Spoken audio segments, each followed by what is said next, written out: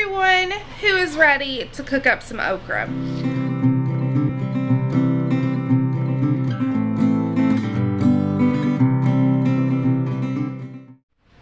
Alright everyone, today we are talking about okra.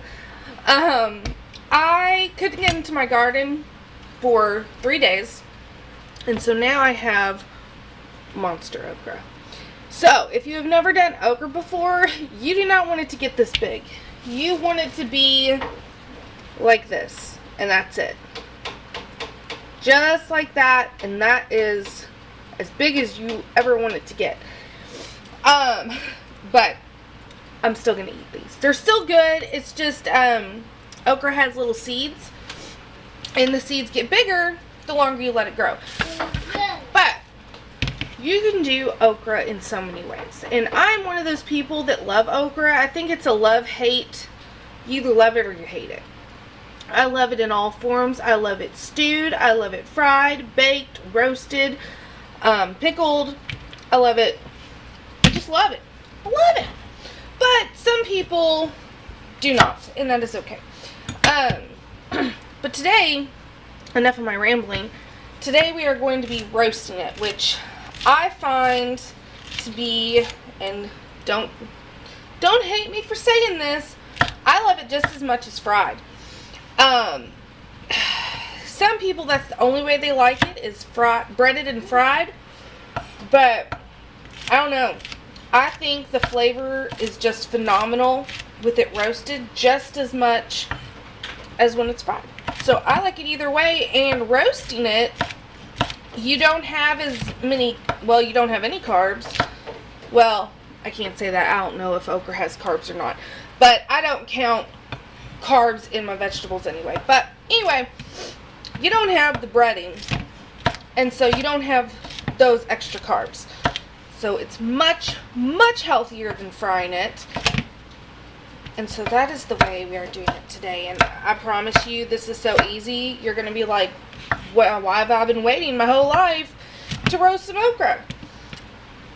And what's even better is you don't even have to do the process that I'm doing. You could put it in there in your pan just like this and roast it. You can roast them whole. You don't have to take the tops off. I mean, I wouldn't eat the tops, but you don't have to take the tops off. Nothing. You can just stick them right in your oven whole, seasoned, unseasoned, and just let them roast away.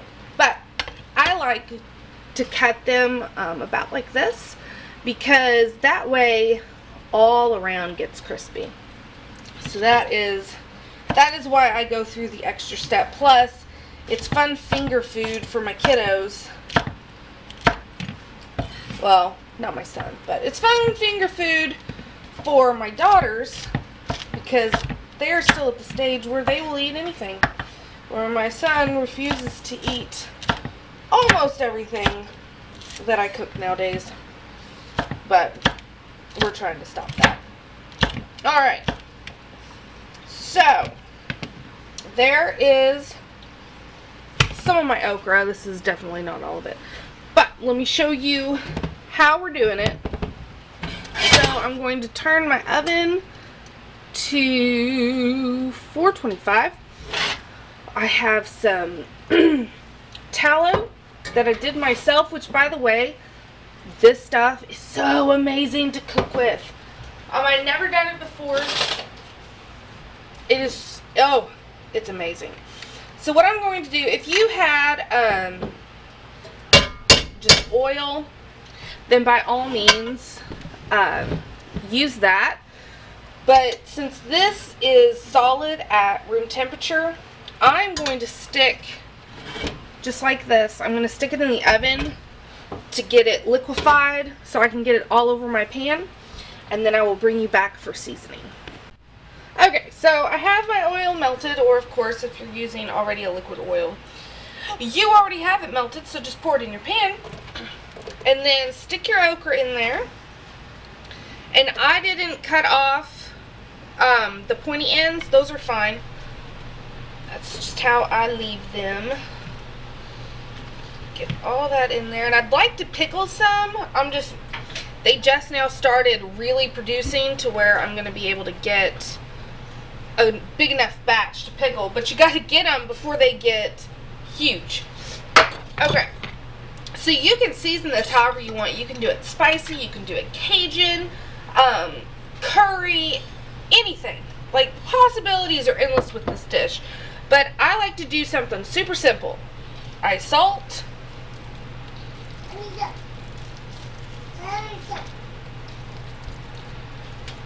I pepper,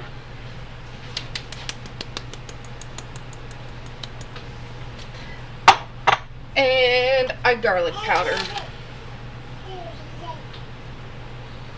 Stir so that everything gets coated with the oil, and that's just going to help it crisp up. And then of course it's going to have all our few spices stick to it.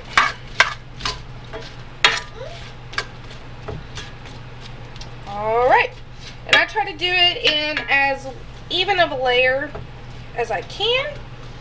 And then this is going to go into our 425 degree oven for about 15 minutes. Just watch it, because after 15 minutes I usually check it every couple minutes, because you want it crispy but you don't want it burnt, and it'll turn pretty quickly. So this is going in. Look at all that pretty stuff, and I will see you in about 15 minutes. Alright, so it has been about 20 minutes and they are perfect.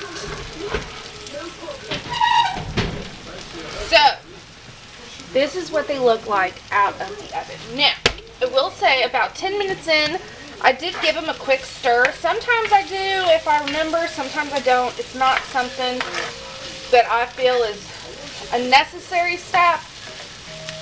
It's just one of those things, if I remember to do it, great. And you can see the seeds from where my okra got a little too big. That is perfectly fine with me. I don't mind it one bit. So I'm going to plate this up, and this is going to be my breakfast alongside this bad boy. Tell me, does that not look like a delicious tomato? These are my Italian heirloom that I got, and they are so good. Quite honestly, I don't know whether I like them because of the taste or because when you slice them, they look like flour. I mean, who doesn't want to eat that? So that is what's going on today. And then be looking for a tomato sauce video and more crushed tomato video and more green bean videos for canning. All those are happening. I have tons of tomatoes in my freezer waiting for enough to do a big canning session, and I'm going down today to get a bunch of my green beans. I didn't get to get in there yesterday, it was too muddy. So that is what is happening. I hope you enjoyed this video, and I will see you guys next time. Thanks for watching.